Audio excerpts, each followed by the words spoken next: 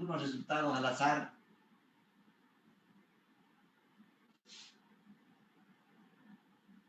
A ver, aquí vamos a poner estructura A, vamos a poner ahí. Aquí vamos a poner, luego le voy a explicar qué significa esto. Estructura B. Aquí vamos a poner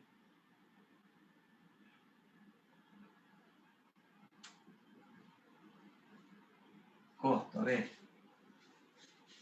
Vamos a suponer que tenemos o que conocemos la estructura A y la estructura B y el costo de cada una de las fuentes de financiamiento que yo estaba haciendo mención hace un momento.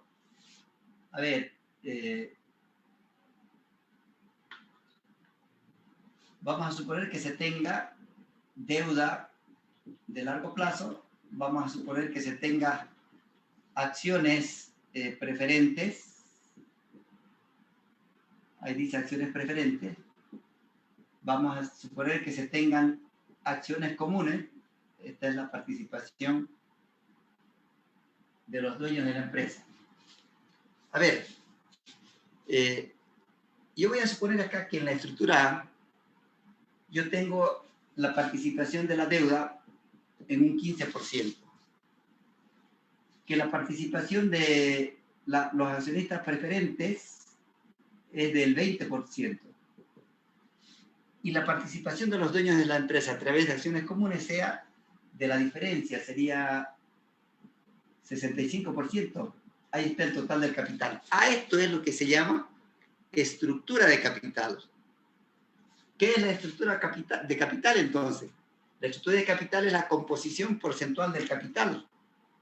15% de deuda, 20% de acción preferente y 65% de acción común. A eso se llama estructura de capital. Es la composición porcentual del capital, ¿verdad? Tomando en cuenta todas las fuentes de financiamiento que se puedan tener. Vamos a suponer que en la B se tenga 20% ahí, 25 acá, y aquí tendríamos 55%, que igual vamos a llegar al 100%, ¿verdad? Ahí está una segunda alternativa de financiamiento, la estructura B. Podemos tener estructura C, D, E, F, todas las letras del abecedario, ¿verdad? Todas las letras del abecedario. Bueno, para efectos didácticos vamos a suponer que conocemos el costo de estas fuentes de financiamiento. Supongamos que la deuda tiene un costo del 10%. Supongamos que la acción preferente tiene un costo del 12%. Y que las acciones comunes tengan un costo de 14%. Entonces, si yo conozco el costo individual de cada fuente de financiamiento, pero además conozco la participación porcentual de cada fuente en el total del capital, puedo determinar el costo promedio ponderado de capital para la estructura A y para la estructura B. Con eso que parecía fórmula, ¿verdad? Entonces, el costo promedio ponderado de capital para la estructura A va a ser igual a la ponderación de la deuda, o de la participación de la deuda, con su propio costo, ¿verdad? 15, que es 15% de participación, por el costo de la deuda, que es 10%, ¿verdad? Esta es la ponderación de la deuda a largo plazo.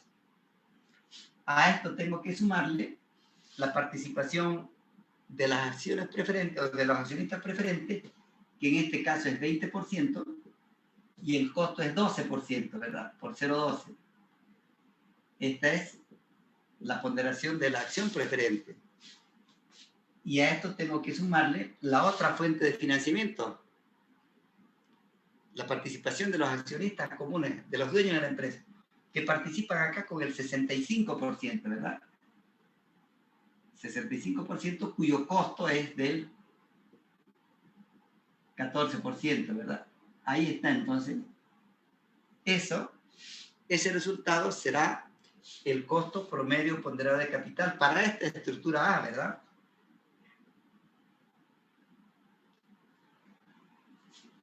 El resultado es 13, licenciado. ¿Cuánto es? 13. 1300. Sí. 13%. Bien. Está bien, ¿no? En cambio, el costo promedio ponderado de capital para la estructura D va a ser igual, esta es la ponderación de la acción común, ¿verdad? En la B tengo 20% de deuda, ¿verdad? 20 por 10%. La acción preferente participa con 25%. 25 por su costo, que es 12%. 0,12. Y las acciones comunes participan con 55%. 55 por 14%. Entonces, ese va a ser el costo promedio ponderado para la otra estructura. 3.7. Correcto. Muy bien, 12.70%. Entonces, fíjense ustedes que la participación diferente de cada una de las fuentes en cada estructura hace variar el costo promedio ponderado de capital, ¿verdad? Si yo me invento una estructura C con diferente participación, voy a tener otro costo promedio ponderado de capital también diferente, ¿verdad?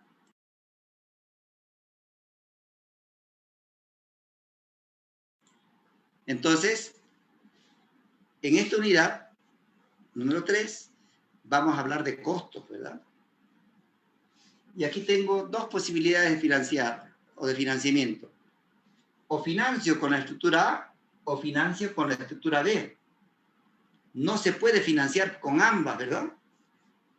No se puede. Funciona esto como los proyectos mutuamente excluyentes. Cuando decido financiarme con esta forma, con la B, ya no puedo financiarme como establece la A, ¿verdad? Entonces, ¿cuál va a ser la selección? ¿Cuál es la mejor alternativa? ¿La estructura A o la estructura B? Estamos hablando de costos, ¿verdad? ¿Cuál es la mejor? ¿Cuál elegirían ustedes? B. La estructura B. ¿Por qué? Porque tiene el menor costo, pues, ¿verdad? Porque tiene menor costo. 12.70, ¿verdad? Si yo incorporo esta estructura de financiamiento en la empresa, voy a tener mayor rentabilidad. A menor costo, mayor rentabilidad, ¿verdad? Entonces, en toda esta unidad vamos a elegir siempre función al costo.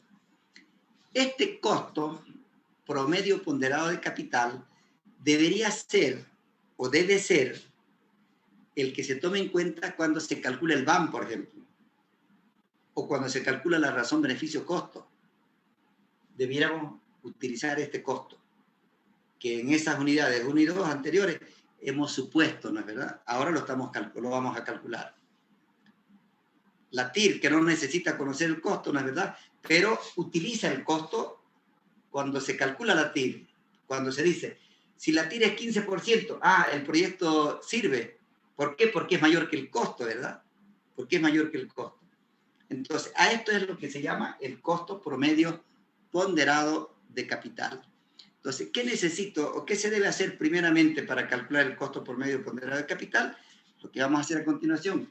Primero, calcular el costo de cada una de las fuentes de financiamiento. Una vez que se ha calculado el costo individual de cada fuente de financiamiento, ya en función a lo que se tiene como alternativa de estructura, se puede calcular el costo promedio ponderado de capital. Entonces vamos a ir entonces a ver cómo se calcula el costo primero de cada una de estas fuentes de financiamiento.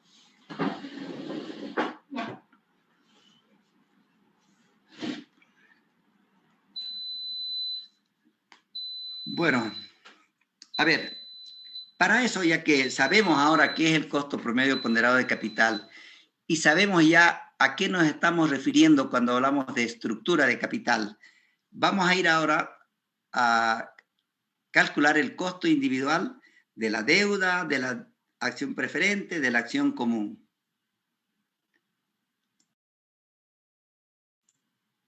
A ver, voy a compartir nuevamente el documento con ustedes. ¿Quieren que le saque foto de eso? Sí, Lisa, porfa. Ya, a ver, voy a sacarle foto un ratito.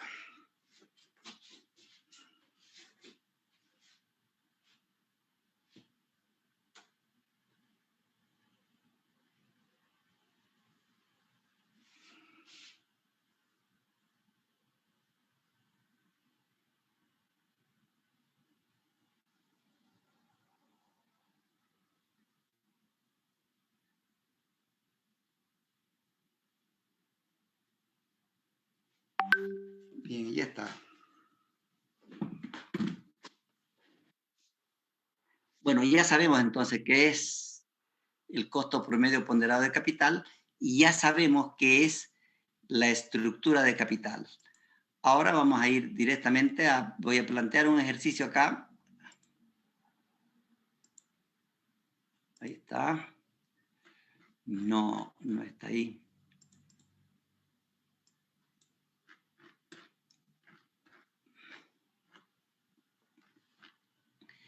Bien, el ejercicio que nos va a servir para el avance, vamos a ir enunciando la forma de calcular, simultáneamente resolviendo este ejercicio, ¿ya? Aquí estamos planteando el siguiente ejercicio, donde, a ver...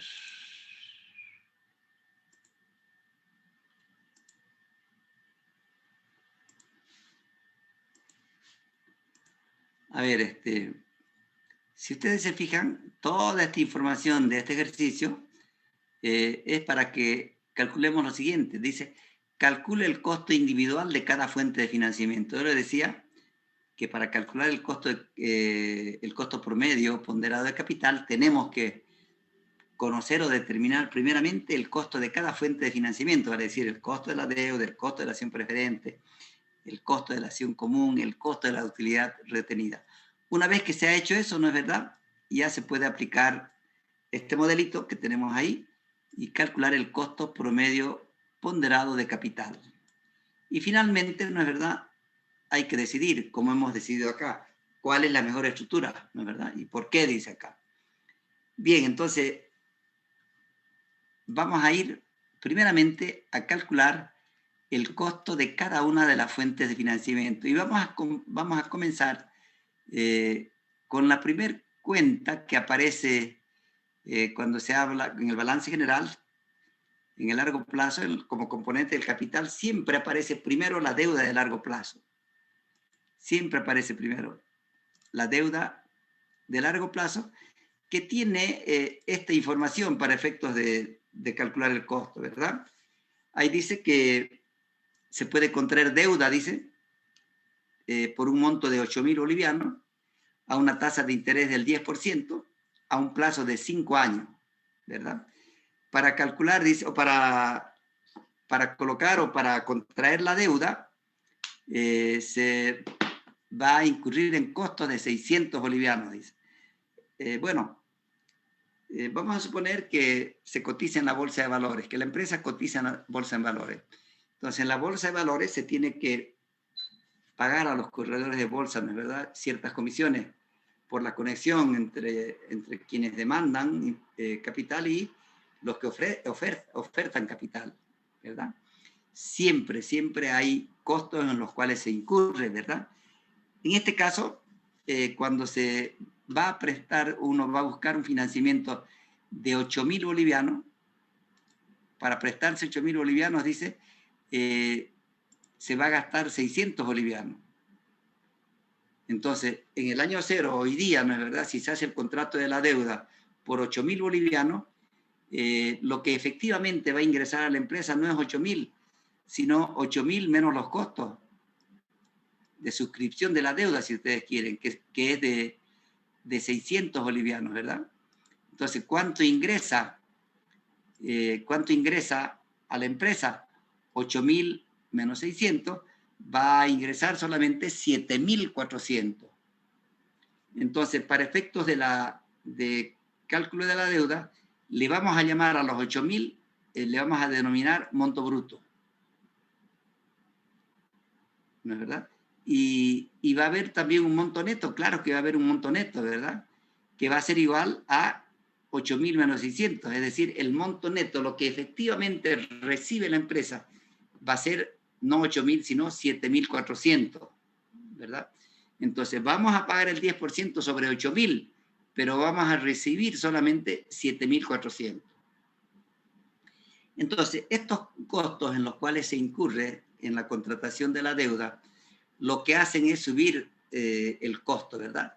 Entonces, tenemos que tomar en cuenta que si aquí dice que 10% es la tasa de interés, la tasa de interés no es para nosotros en esta asignatura, la tasa de interés no es o no debemos tomarla como costo de la deuda. Tenemos que calcular cuánto es el costo efectivo que tiene la deuda, ¿ya? Con esta información cortita de la deuda de largo plazo, vamos a ir a ver cómo se calcula el costo de la deuda de largo plazo. Para calcular el costo de la deuda de largo plazo, se conocen dos métodos. Esto que estoy apuntando acá es el costo de la deuda que se puede determinar a través del método de aproximación. Método de aproximación. Bueno, este método yo lo voy a enunciar simplemente porque en la práctica no es un método que vamos a utilizar, porque este método, porque se llama de aproximación. Esto quiere decir que no toma en cuenta este método la diferencia del valor del dinero a través del tiempo. Y en toda esta unidad nosotros estamos tomando, en toda esta asignatura, estamos tomando la diferencia del valor del dinero a través del tiempo, ¿verdad? Muy rápidamente, de una forma enunciativa, el costo de la deuda, que aquí lo estamos simbolizando como KD, ¿verdad? Como KD, va a ser igual al monto de intereses anual que se pague. Aquí dice monto bruto, que le hablaba 8.000, monto neto 7.400, y N aquí en el denominador es el plazo de la deuda, ¿verdad? Todo esto dividido entre el promedio de la deuda, del promedio del monto, ¿verdad? Del monto bruto y el monto neto. Entonces, si reemplazamos los valores en esta fórmula, yo le decía, vamos a pagar intereses sobre 8.000, ¿verdad? El 10% de 8.000 es 800. El monto bruto es 8.000, 7.400 es el monto neto y 5 es el plazo de la deuda, ¿verdad? En la parte inferior es el promedio del monto bruto y el monto neto. De tal manera que el costo de la deuda, en este caso, es 11.95, simplemente como fórmula enunciativa. Entonces, el costo de la deuda, en este caso, por este método, es 11.95. Lógicamente es superior pues, a la tasa de interés, ¿verdad? La tasa de interés aquí es del 10%, pero el costo, lo que le cuesta a nuestra empresa, la deuda no es 10% solamente, sino es más bien 11.95, por los costos en los cuales se incurre para contratar deuda, ¿verdad? Lo que nos interesa es este segundo método para calcular el costo de la deuda. Este método que se llama el método de rendimiento al vencimiento. Este es el método que vamos a utilizar para determinar el costo de la deuda de largo plazo. El método de rendimiento al vencimiento es un método sofisticado que toma en cuenta en su cálculo la diferencia del valor del dinero en el tiempo, ¿verdad? Toma en cuenta. Entonces, este método lo que hace en el cálculo de la deuda es buscar una tasa de actualización o de descuento que me permita igualar el ingreso con el egreso. Porque si yo contrato deuda, voy a tener un ingreso ¿de cuánto? De 7.400. Ingreso 7.400 en el año 0. Y voy a tener salida de capital. Voy a pagar intereses de 800 en el año 1, en el 2, en el 3, en el 4 y en el 5. Los intereses. Y en el año 5 voy a devolver el capital. Entonces hay entrada y hay salida. Y si hay entrada y hay salida, yo puedo calcular una tasa de actualización o una tasa de descuento que permita igualar el ingreso con el egreso. Exactamente lo que hace la tasa interna de retorno, ¿verdad? La tasa interna de retorno que hemos visto en la primera unidad, lo que hace es determinar la tasa de actualización o tasa de descuento que iguale el ingreso con el egreso, ¿verdad? Para eso nosotros en la unidad número 1 hemos calculado, ¿se acuerdan bien? Para calcular la TIR, van negativo, van positivo, y la fórmula de la interpolación, y ahí obteníamos la TIR, que es la que iguala el ingreso con el egreso. Vamos a hacer lo mismo en el caso de la deuda, pero no podemos hablar de van positivo y van negativo, porque aquí no hay flujos netos de caja, ¿verdad? Hay una entrada de capital y hay salidas por el pago de intereses y la devolución del capital. Entonces no se puede hablar del van, ¿no, verdad? Ni de van positivo ni de van negativo. Pero el procedimiento es prácticamente el mismo, ¿ya? Yo voy a ir a la pizarra, para calcular el costo de la deuda mediante el método de rendimiento al vencimiento. A ver, acá. A ver, yo no le voy a exponer una fórmula, así como la fórmula de la interpolación para calcular la TIR, sino, como no podemos calcular van positivo y van negativo, lo que voy a hacer es más bien enunciar el procedimiento para calcular el costo de la deuda por este método de rendimiento al vencimiento. Costo de la deuda de largo plazo por el método de rendimiento al vencimiento, quiere decir. Así se llama el método. A ver, el procedimiento dice lo siguiente. Procedimiento. Dice, no se ve nada, está muy abajo su cámara. Ya.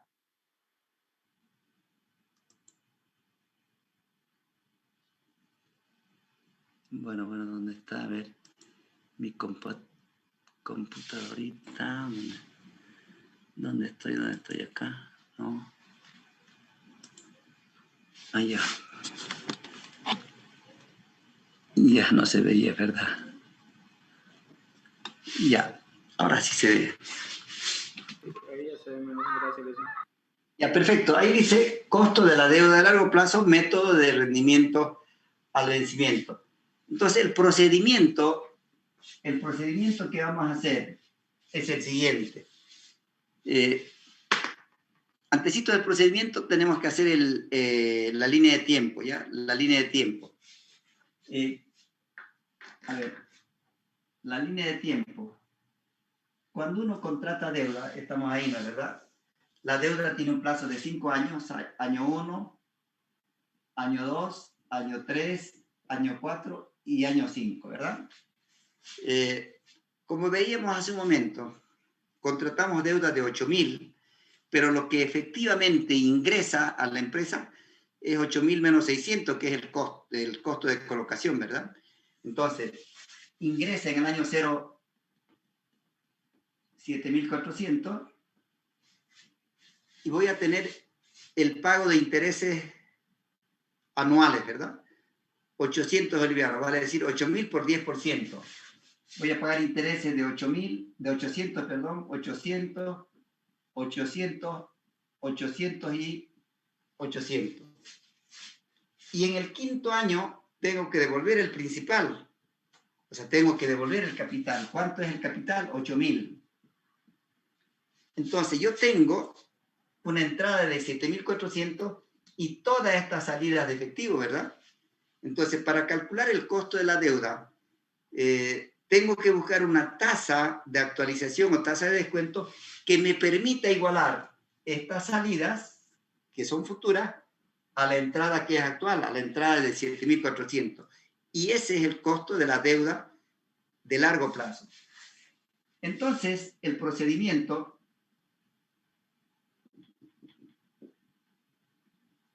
dice lo siguiente. Lo vamos a hacer por paso, ¿ya? Paso 1.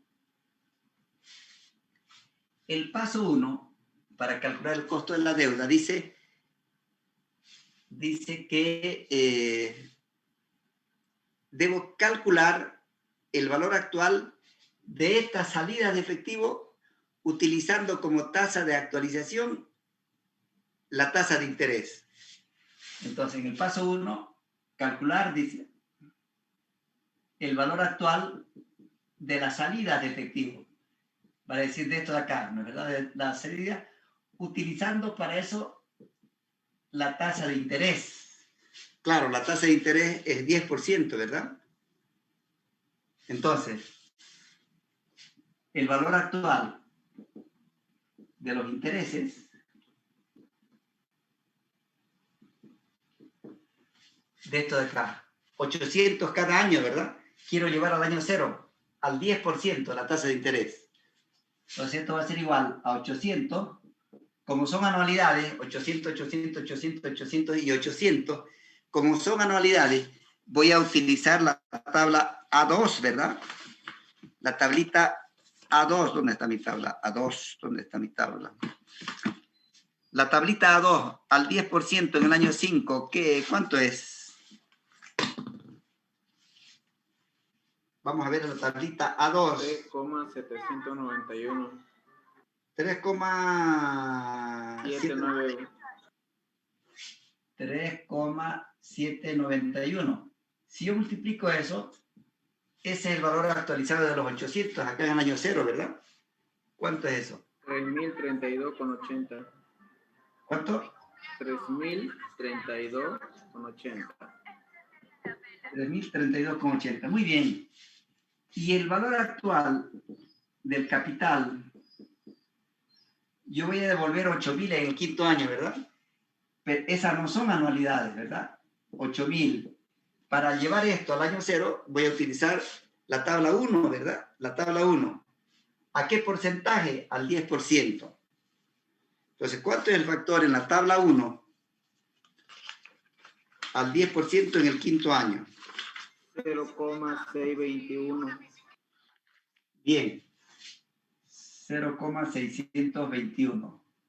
¿Cuánto es eso? 4.968. Bien. Entonces, el valor actual de esta salida al 10%, la suma de esto. Entonces, al 10%, que es la tasa de interés, esto tiene un valor actual de 8.008. 8.000,80. 8.080. Ahí está, ya tenemos para efectos de interpolar, ¿verdad? Ya tenemos, primero tenemos 7.400, ahora tenemos otro valor, 8.080. En el paso 2, tenemos que hacer lo mismo, pero subiéndole un puntito. Esto es al 10%. Para efectos de la interpolación tenemos que subir la tasa, porque ya sabemos anticipadamente que el costo de la deuda va a estar por encima del 10%, ¿verdad? Entonces no es necesario subirle 2, 3, 4 puntos. Uno basta, ¿verdad? Entonces vamos a calcular lo mismo. Para eso el paso 2 dice que debo calcular el valor actual de las salidas, pero a una tasa de interés superior a la tasa a una tasa de actualización superior a la tasa de interés. Entonces, calcular las salidas a una tasa y más un punto, ¿verdad? Entonces, al 11%, ¿verdad? Vamos a calcular lo mismo de acá, pero al 11%. Entonces, el valor actual de los intereses ahora al 11% va a ser igual a 800 por el factor de la tabla A2 al 11% en el quinto año.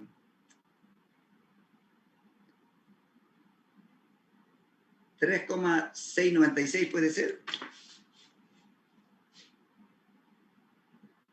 ¿Así es? ¿O no?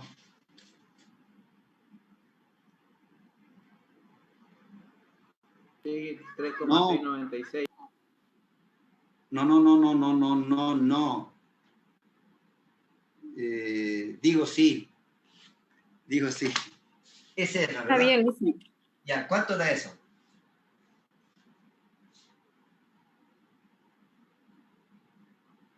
$2,956,80. Perfecto. Ahora, el valor actual del capital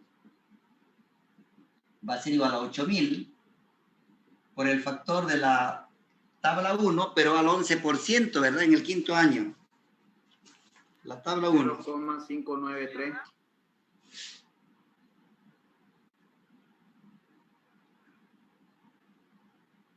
Perfecto. ¿Cuánto es eso?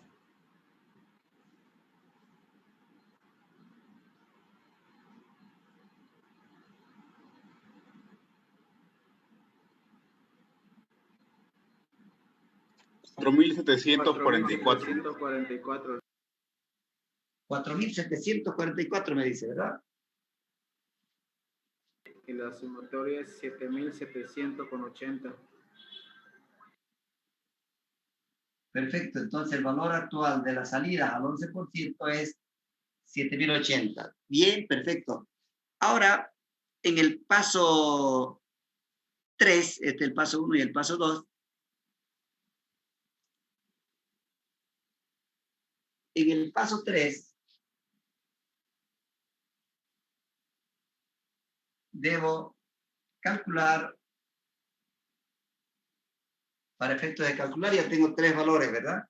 7.800, 8.000 y 7.400.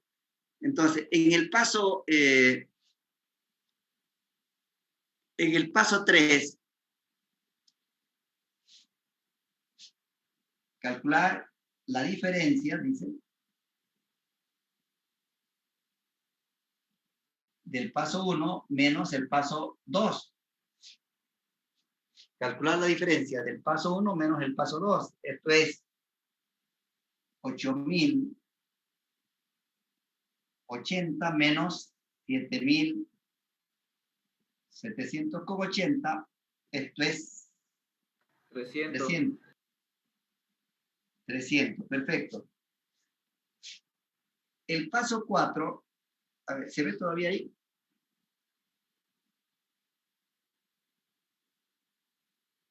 ¿Se ve, no?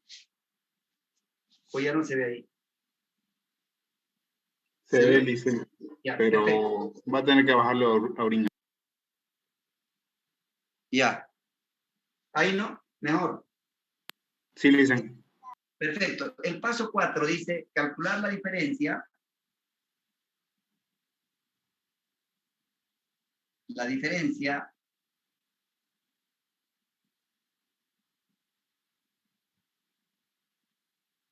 del resultado del paso 1 menos calcular la diferencia del paso 1 menos la entrada inicial de dinero. El paso 1 es 8.080.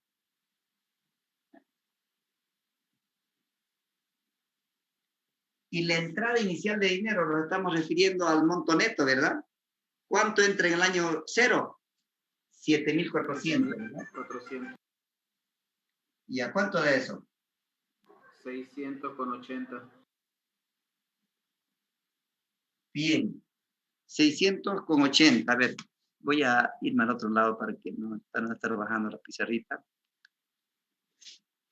Bueno, ahí puede ser. Ya. Ahí está el paso 4. El paso 5, a ver, aquí se ve, casi te lo voy a hacer. El paso 5 dice dividir el resultado del paso 4, dividir el resultado del paso 4 entre el resultado del paso 3. Esto es 600,80 dividido entre 300. Esto es 2, ¿no?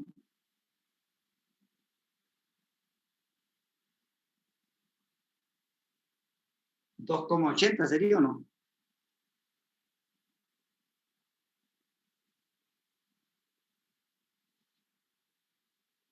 ¿Cuánto es? 2,002. Ah, ya, perfecto.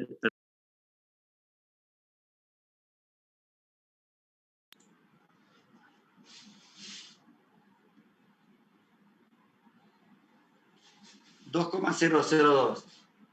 Finalmente, el paso 6 dice agregar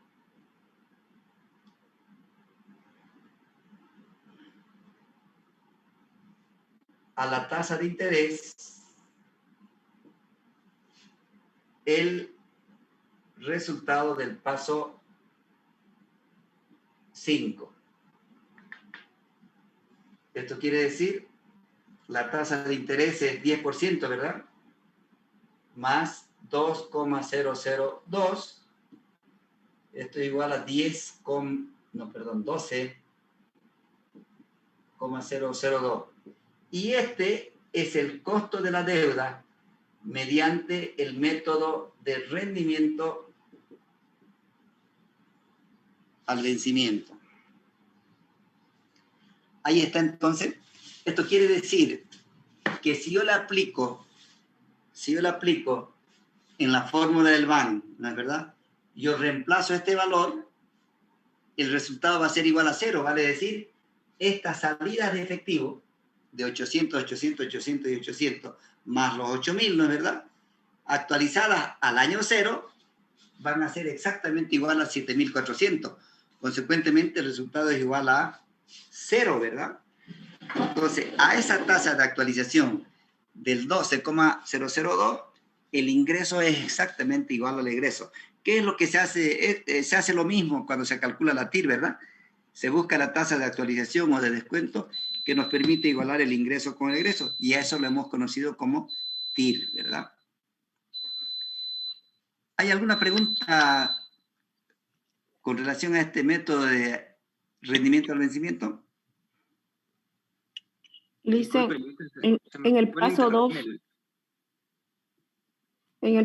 siempre vamos a subir solamente uno.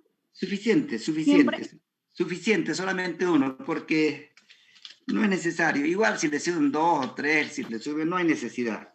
Con un punto es Ya, pero suficiente. con uno basta, ¿no? por lo Suficiente, general sí. siempre se sube el ICE o se baja. Siempre se sube, siempre hay que subirlo. Si no, vamos a trabajar con números negativos, ¿ya?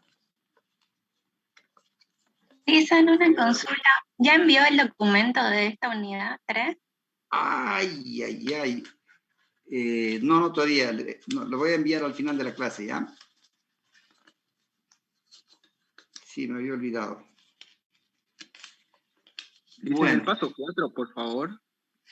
¿Cómo lo hizo? A ver, ¿dónde está el paso 4? Dice... A ver, el paso 4 dice... Calcular la diferencia del paso 1 menos la entrada inicial de dinero.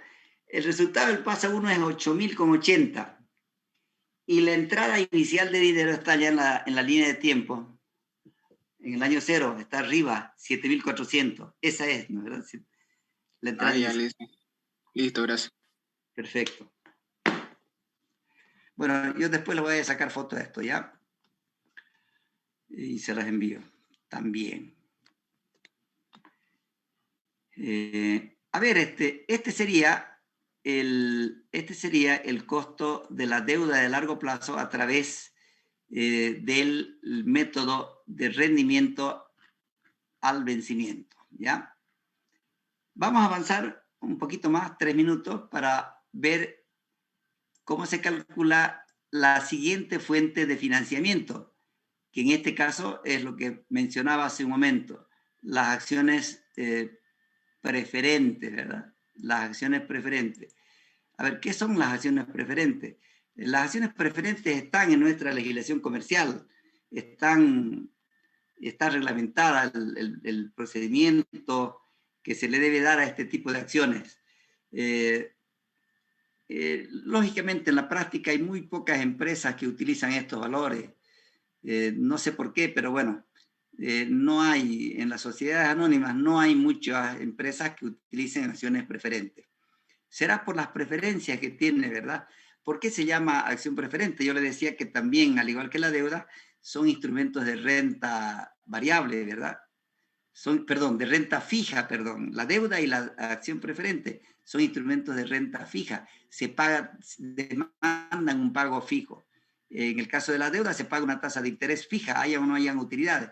En el caso de la acción preferente se paga un dividendo preferente, no se llama tasa de interés, sino se llama dividendo preferente. ¿Y cuál es la característica y por qué es preferente? Lógicamente, preferente con relación a la deuda. Es preferente porque estos inversionistas, cuando aportan capital o cuando aportan acciones preferentes en una empresa, tienen ciertas preferencias o privilegios. Y uno de ellos es de que participan ellos, forman parte del directorio de la empresa, donde se toman decisiones, ¿verdad? Ellos forman parte. En cambio, los que aportan capital por deuda no están en el directorio de la empresa. Estos señores sí, forman parte del directorio. También tienen preferencia con relación a la distribución de los dividendos. Vale decir, si hay acción preferente, se debe pagar primero a los accionistas preferentes y después, si hay dinero, se paga a los accionistas comunes. Es otra preferencia, ¿verdad?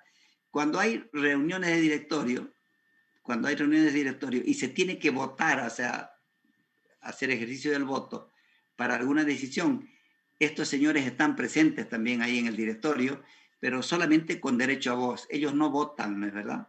Por ejemplo, para elegir al presidente de la compañía, ¿no es verdad? Ellos pueden sugerir nombres y todo, estar en las presentaciones y todas esas cosas, pero cuando se tiene que votar, ellos no votan en ninguna de las decisiones. Entonces, esas son algunas de las características de los accionistas preferentes. Y lógicamente, por la sencillez de estos valores, ¿no es verdad? Para calcular el costo de la acción preferente, vamos a utilizar una fórmula sencillita, ¿no es verdad? Que la tengo acá. La acción preferente va a ser igual al dividendo preferente, ¿no es verdad? El dividendo preferente dividido entre el precio neto de la acción preferente. Así de sencillo, ¿no es verdad? La información en el ejercicio que estamos resolviendo establece que la acción preferente tiene un precio de 5.000, vale decir, si usted tiene 10.000 bolivianos, puede aportar 2 acciones de 5.000 en la empresa, ¿verdad? Y por cada acción que invierta, usted le van a pagar 700 bolivianos. En 2 acciones le van a pagar 1.400 bolivianos, ¿verdad?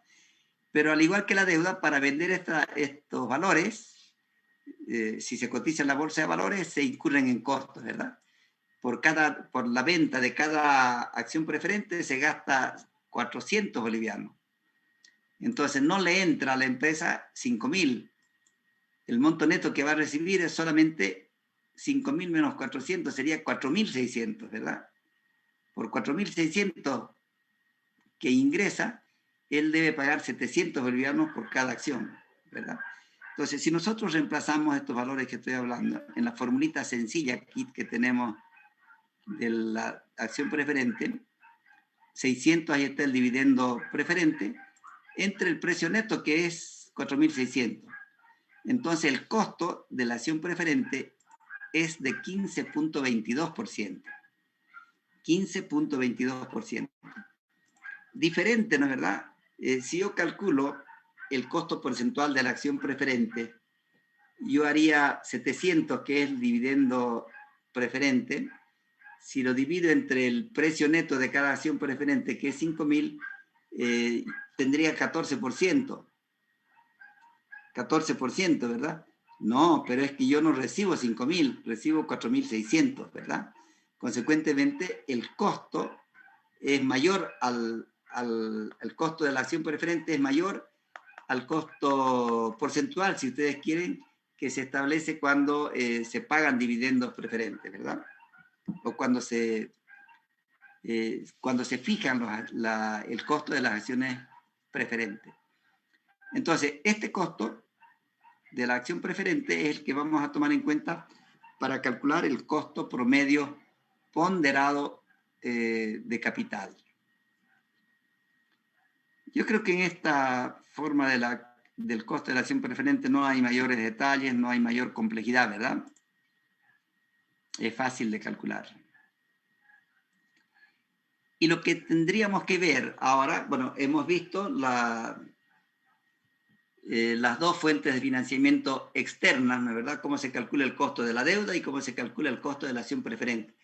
Hemos determinado el costo de los instrumentos de financiación externas que son de renta fija, ¿verdad?